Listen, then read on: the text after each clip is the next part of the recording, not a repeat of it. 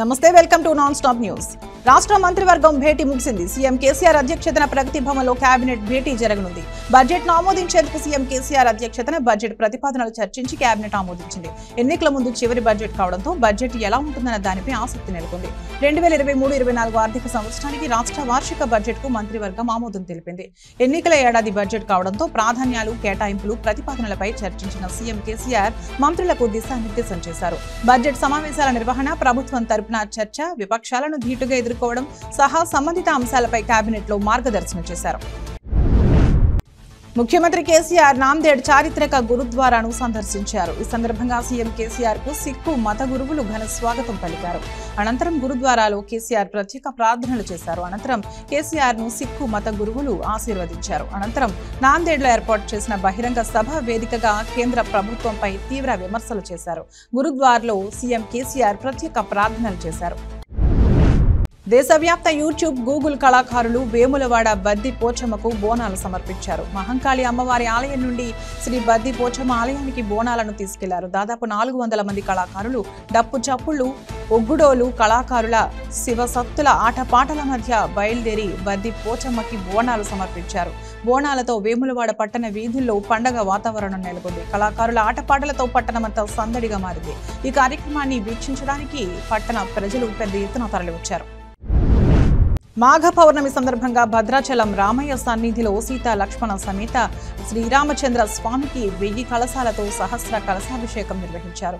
ప్రధాన ఆలయంలోని సీతారాములకు అభిషేకం నిర్వహించిన అనంతరం బంగారు పుష్పాలతో అర్చన చేశారు. అనంతరం బేడ మండపం వద్ద ఉత్సవమూర్తులకు 1000 కలశాలతో అభిషేకం చేశారు. స్వామివారి దర్శనానికి భక్తులు పెద్ద ఎత్తున తరలివచ్చి మొక్కులు చెల్లించుకున్నారు. మరాఠ్వాడా గడ్డపై ఆప్ కీ బార్ కిసాన్ సర్కార్ అని నినాదాన్ని మారుమ్రోగించారు సీఎం కేసీఆర్. దేశ జనాభాలో 42% రైతులే ఉన్నారని, రైతులు పండించిన పంటను వారే అమ్ముకోవాలి, అప్పుడే రైతు రాజ్యం అవుతుందన్నారు. ప్రజలకు సమస్యలు అర్థమైనప్పుడు మేం బలవంతులం అనుకునే నేతలు పతనం తప్పదన్నారు. భారతదేశం పేద దేశం కాదని, భారత్ మేధావుల దేశమని చెప్పారు. భారత్ అమెరికా కంటే ఆర్థికవంతమైన దేశంగా ఎదగడం అసాధ్యం కాదని, భారత్లో ఉన్నంత సాగుయోగ్యమైన భూమి ప్రపంచంలో మరెక్కడా లేదని సీఎం కేసీఆర్ పేర్కొన్నారు. దేశంలో ఎక్కడా లేని విధంగా తెలంగాణలో సంక్షేమ పథకాలు అమలు జరుగుతున్నాయని బీఆర్ఎస్ ఎమ్మెల్యే సుంకే రవిశంకర్ అన్నారు. ఆడబిడ్డలకు కళ్యాణలక్ష్మి లాంటి పథకం బీజేపీ పాలిత రాష్ట్రాలలో ఎక్కడైనా ఉందా అని ప్రశ్నించారు. కరీంనగర్ జిల్లా రామడుగు మండల దేశరాజుపల్లి గ్రామంలో ఇంటింటికి వెళ్లి కళ్యాణలక్ష్మి చెక్కులను ఎమ్మెల్యే సుంకే రవిశంకర్ అందజేశారు. అన్ని వర్గాల అభివృద్ధి కోసం తెలంగాణ ప్రభుత్వం సీఎం కేసీఆర్ నాయకత్వంలో పనిచేస్తుందని ఆయన పేర్కొన్నారు. తెలంగాణ రాష్ట్రం ఏర్పడ్డాక కేవలం కేసీఆర్ కుటుంబం మాత్రమే బాగుపడిందన్నారు వైఎస్ఆర్టీపీ చీఫ్ షర్మిల. తాను చేపట్టిన ప్రజా ప్రస్థానం పాదయాత్ర వరంగల్ నగరానికి చేరుకుంది. రంగసాయిపేట నుండి ప్రారంభమైన ప్రజా ప్రస్థాన పాదయాత్ర వరంగల్ తూర్పు నియోజకవర్గంలో ముగియనుంది. కేసీఆర్ పాలనలో తెలంగాణ రాష్ట్రం అప్పుల పాలైందని షర్మిల ఆరోపించారు. త్వరలోని తెలంగాణ ప్రజలు కేసీఆర్ కుటుంబానికి తగిన బుద్ధి చెప్తారని అన్నారు. భారత్ పేద దేశం ఎంత మాత్రమూ కాదు, భారత్ అమెరికా కంటే ధనవంతమైన దేశమని బీఆర్ఎస్ అధినేత కేసీఆర్ స్పష్టం చేశారు. భారత్లో సమృద్ధిగా వనరులు ఉన్నప్పటికీ ప్రజలు వంచనకు గురవుతున్నారని, భారత్లో ఉన్నంత సాగుయోగ్యమైన భూమి ఇంకొకటి లేదు, భారత్ బుద్ధిజీవుల దేశమని చెప్పారు. నాగలి పట్టే చేతులు శాసనాలు చేయాల్సిన రోజులు వచ్చాయన్నారు. ఎన్నికల్లో గెలవాల్సింది నాయకులు కాదు, ప్రజలు, రైతులు గెలవాలన్నారు. ఆ సమయం ఎన్నాళ్ళో ఎదురు చూశామని, ఇక ఇప్పుడు ఆ సమయం వచ్చిందన్నారు CM KCR. Telangana DGP Anjani Kumar AP cadre కు చెందినవారని, ఆయనను వెంటనే ఏపీకి పంపించేయాలని BJP MLA Raghunandan Rao demand చేశారు. తద్వారా ఇతర ఐపీఎస్లకు న్యాయం చేయాలని అన్నారు. ఇటీవల 93 మంది ఐపీఎస్ల బదిలీలు జరిగితే బీహార్ కు చెందిన 4 ఐపీఎస్లను కీలక పోస్టుల్లో నియమించారని అన్నారు. ఈ బదిలీలో తెలంగాణకు చెందిన ఐపీఎస్లకు అన్యాయం జరిగిందని భావిస్తున్నామని స్పష్టం చేశారు. తెలంగాణ ఐఏఎస్లకు ఒక్క మంచి పోస్టు కూడా ఇవ్వలేదని విమర్శించారు. ఏసీడీ విద్యుత్ ఛార్జీలు వెంటనే రద్దు చేయాలని, రైతులకు నాణ్యమైన 3-ఫేజ్ విద్యుత్ సరఫరా అందించాలని హన్మకొండ జిల్లా పరకాల కాంగ్రెస్ నేతలు డిమాండ్ చేశారు. హన్మకొండ జిల్లా పరకాల కేంద్రంలో కాంగ్రెస్ నేతలు ధర్నా నిర్వహించారు. ఈ సందర్భంగా పలు డిమాండ్లతో కూడిన వినతి పత్రాన్ని ఏఈకి అందించారు. ప్రజలపై ఏసీడీ విద్యుత్ ఛార్జీల పేరుతో భారం మోపడం దారుణమన్నారు పరకాల కాంగ్రెస్ మండల అధ్యక్షులు కటుకూరి దేవేందర్ రెడ్డి. రైతులకు 24 గంటల 3-ఫేజ్ విద్యుత్ సరఫరా చేస్తున్నామని చెబుతూ కనీసం 12 గంటలు కూడా ఇవ్వడం లేదని ఆరోపించారు. దేశంలో మేక్ ఇన్ ఇండియా నినాదం జోక్ ఇన్ ఇండియాగా మారిందని కేసీఆర్ అన్నారు. మాంజా నుంచి జాతీయ జెండాల వరకు చైనా నుంచి వస్తున్నవేనని చెప్పారు. చిన్న చిన్న పట్టణాల్లోనూ చైనా బజార్లు ఎందుకు వచ్చాయని ప్రశ్నించారు. చైనా బజార్లు పోయి తెలంగాణ బజార్లు రావాలన్నారు. 75 ఏళ్లలో 70 ఏళ్లు కాంగ్రెస్ బీజేపీలే పాలించాయని, ఈ వెనుకబాటుతనానికి ఈ రెండు పార్టీలే కారణమన్నారు. ఒకరు అంబానీ అంటే మరొకరు ఆదాని అంటారని, ఇది రాజకీయం కాదన్నారు. ఇది జీవన్మరణ సమస్య అని కేసీఆర్ పేర్కొన్నారు. ఎల్బీ నగర్ నియోజకవర్గం వనస్థలిపురం డివిజన్లో న్యూ లైఫ్ ఫౌండేషన్ ఆధ్వర్యంలో కానోపి డయాగ్నోస్టిక్ సెంటర్ వారి సహకారంతో ఉచిత వైద్య శిబిరం ఏర్పాటు చేశారు. దళిత సేన Telangana state youth president Madugula Donald తన తల్లిదండ్రుల జ్ఞాపకార్థం ఈ శిబిరాన్ని ఏర్పాటు చేశారు. తన సహకారులు అనుచరులతో కలిసి అన్నదానం, నిత్యావసర వస్తువులు, దుప్పట్లు, దుస్తులు పంపిణీ చేశారు. రాష్ట్ర వ్యాప్తంగా తమ ఫౌండేషన్ ఆధ్వర్యంలో సేవా కార్యక్రమాలు కొనసాగుతున్నాయని నిర్వాహకులు తెలిపారు. అదేవిధంగా పేదలకు సాయం చేసేందుకు దాతలు ముందుకు రావాలని కోరారు.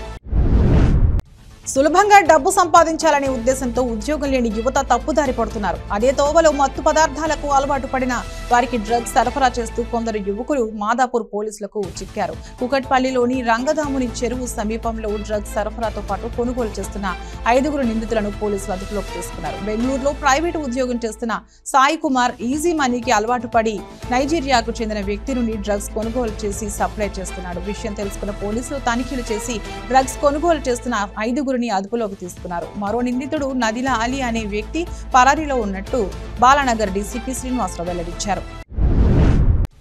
దుండిగల్ మున్సిపాలిటీ బహదూర్పల్లి ప్రధాన రహదారిలో గోదావరి పైప్ లైన్ పగిలి త్రాగునీరు వృధాగా పోతుంది. అయోధ్య విలాస్ రోడ్లో పైప్ లైన్ కు గండిపడి నీరు వృధా అవుతుంది. బహదూర్పల్లి ప్రధాన రోడ్డు విస్తరణ పనుల్లో పైప్ డ్యామేజీ అయిందని స్థానికులు అంటున్నారు.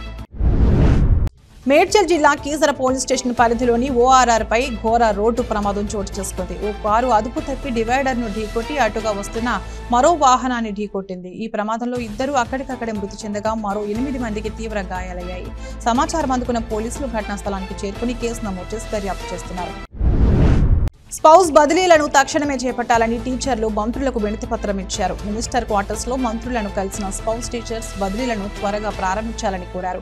ఇప్పటి వరకు 19 జిల్లాల్లో 615 స్పౌస్ బదిలీలను పూర్తి చేశారని, మిగిలిన 13 జిల్లాల్లోనూ బదిలీలను చేపట్టాలని కోరారు. ప్రభుత్వం ఆలస్యం చేయడంతో మానసిక వేదనకు గురవుతున్నామని మంత్రులకు తెలిపారు.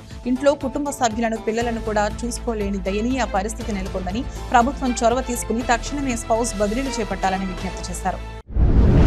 నిర్మల్ జిల్లాలో మహిళా సర్పంచ్ ఆత్మహత్యా యత్నానికి పాల్పడింది. పెంబి మండలం వేణునగర్ పంచాయతీ సర్పంచ్ రాధ పురుగుల మందు తాగి ఆత్మహత్యా యత్నానికి ప్రయత్నించింది. వెంటనే స్పందించిన స్థానికులు ఆమెను చికిత్స నిమిత్తం ఆసుపత్రికి తరలించారు. గ్రామంలో చేయించిన అభివృద్ధి పనులు బిల్లులకు నిధులు విడుదల కాకపోవడంతో మనస్తాపానికి గురైంది. అభివృద్ధి పనుల కోసం అప్పు చేసి డబ్బులు ఖర్చు పెట్టింది. చేసిన అప్పులు తీర్చలేక ఇబ్బందులకు గురైంది. ప్రభుత్వం నుంచి పెండింగ్ లో ఉన్న బిల్లులకు నిధులు రాక మరోవైపు వడ్డీలు పెరగడంతో ఏం చేయాలో తెలియక ఆత్మహత్య చేసుకోవాలని నిర్ణయించుకుంది. అప్పులు ఇచ్చిన వారు తరచూ ఇంటికి వస్తున్నారని ఆవేదన వ్యక్తం చేసింది. ప్రస్తుతం ఆమె పరిస్థితి నిలకడగా ఉందని వైద్యులు తెలిపారు. అమరవీరుల త్యాగాలతోని తెలంగాణ సాధించుకున్నామన్నారు బీజేపీ నేత బోరా నరసయ్య గౌడ్. 2014 తర్వాత ప్రత్యేక రాష్ట్రం ఏర్పడిన తర్వాత ధనిక రాష్ట్రాన్ని అప్పుల పాలు చేశారని అన్నారు. ప్రత్యేక రాష్ట్రం ఏర్పడటం వల్లనే మన ప్రాంతం అభివృద్ధి చెందుతుందని అన్నారు. ఇది తెలంగాణ బిడ్డల ఉద్యమం, అమరవీరుల త్యాగ ఫలితం అన్నారు. మంత్రి కేటీఆర్ మొదలు గులాబీ నేతలు అందరూ కూడా పచ్చి అబద్ధాలు మాట్లాడుతున్నారని బోరా నరసయ్య పేర్కొన్నారు.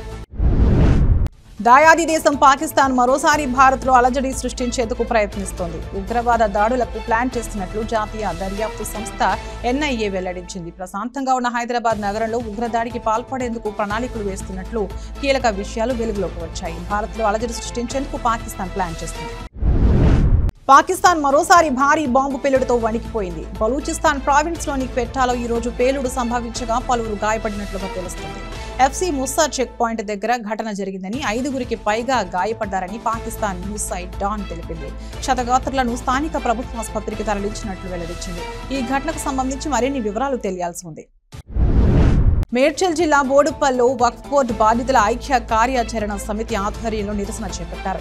వక్ఫ్ బోర్డు నుండి తమ స్థలాలను కాపాడాలంటూ అంబేద్కర్ విగ్రహం చౌరస్తాలో ధర్నా నిర్వహించారు. దాదాపు 400 ఎకరాలలో 90% పైగా నివాసాలు ఏర్పాటు చేసుకుని జీవిస్తున్న ప్రజల సమస్యను పరిష్కరించేందుకు ప్రభుత్వం ముందుకు రావాలని బాధితులు డిమాండ్ చేశారు.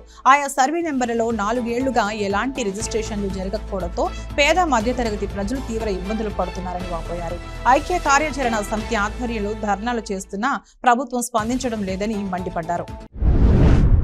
మల్కాజ్గిరి నియోజకవర్గం వాజ్పేయి నగర్ లో 8 ఏళ్లుగా పెండింగ్ లో ఉన్న ఆర్యూబీ పనులను వెంటనే ప్రారంభించాలని మాజీ ఎమ్మెల్సీ రామచంద్రరావు డిమాండ్ చేశారు. బీజేపీ మల్కాజ్గిరి శాఖ ఆధ్వర్యంలో వాజ్పేయి నగర్ లో నిరాహార దీక్ష చేపట్టారు. ఈ దీక్షలో మాజీ ఎమ్మెల్సీ పాల్గొని ప్రభుత్వాన్ని నిలదీశారు. మల్కాజ్గిరిని అభివృద్ధి చేయడంలో బీఆర్ఎస్ పార్టీ విఫలమైందని, స్థానిక ఎమ్మెల్యే అసెంబ్లీలో మల్కాజ్గిరి ప్రస్తావనే తీసుకొచ్చిన దాఖలాలు లేవని వ్యాఖ్యానించారు. నిజామాబాద్ జిల్లా రుద్రూర్ మండల కేంద్రంలో స్పీకర్ పోచారం శ్రీనివాసరెడ్డి పలు అభివృద్ధి కార్యక్రమాలకు శంకుస్థాపన చేశారు. 15 లక్షల రూపాయలతో పెరిక సంఘం భవన నిర్మాణానికి శంకుస్థాపన చేశారు. అదేవిధంగా రేణుకా ఎల్లమ్మ మందిరం చుట్టూ సుమారు 4 లక్షల రూపాయలతో ప్రహారీ గోడ నిర్మాణానికి భూమి పూజ చేశారు. ఈ సందర్భంగా మాట్లాడుతూ బాన్సువాడ నియోజకవర్గంలో పెద్ద ఎత్తున డబుల్ బెడ్రూమ్ ఇండ్ల నిర్మాణం చేపట్టామని తెలిపారు. తాజాగా మరో 4,000 ఇళ్లు మంజూరైనట్లు వెల్లడించారు. అర్హత ఉన్నవారు ప్రతి కుటుంబానికి ఇల్లు అందిస్తున్నామని చెప్పారు. నియోజకవర్గంలో అధికంగా ఇల్లు మంజూరుకి సహకరించిన సీఎం కేసీఆర్ కు ధన్యవాదాలు తెలిపారు.